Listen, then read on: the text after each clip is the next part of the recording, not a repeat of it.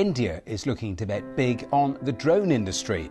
From helping its farmers cut costs to strengthening the country's security and health infrastructure, the Indian government wants to transform the country into a global drone hub by 2030. Well, Garuda Aerospace looks at how this has been put into action. Farming in India is making way for new technology, hovering on the edge of a possible revolution. Ashok Kumar is using a drone to spray pesticide on his paddy fields in the southern Indian city of Kanchipuram.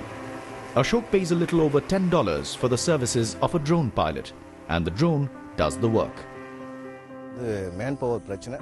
It's tough to find labor.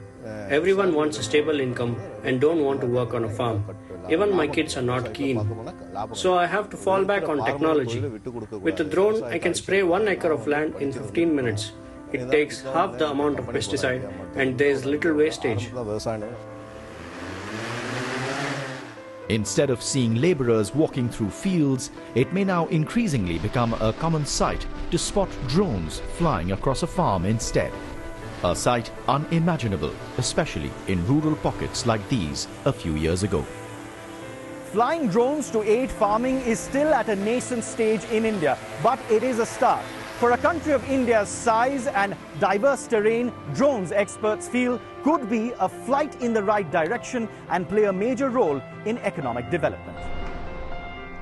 Government incentives worth millions of dollars have been offered to startups to encourage drone manufacturing and services.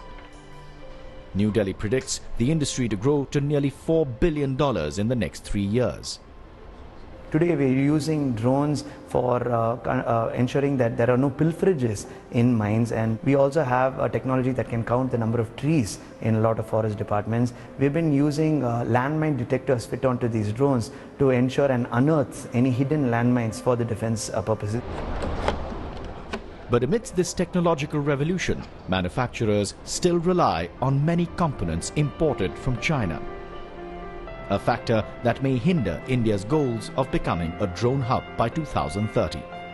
Industry and academia can collaborate, and industry business to business collaboration can also be leveraged to identify what could be the possible alternatives to what we are sourcing from abroad, so that we can reduce our reliance on importing a lot of the drone components that we are as of now. Ashok is one of the few in his village who has dared to experiment. He says he now wants to buy a drone to lease to other farmers. The seeds are being sown as India's push into drone technology also becomes one of the driving forces for development in the country.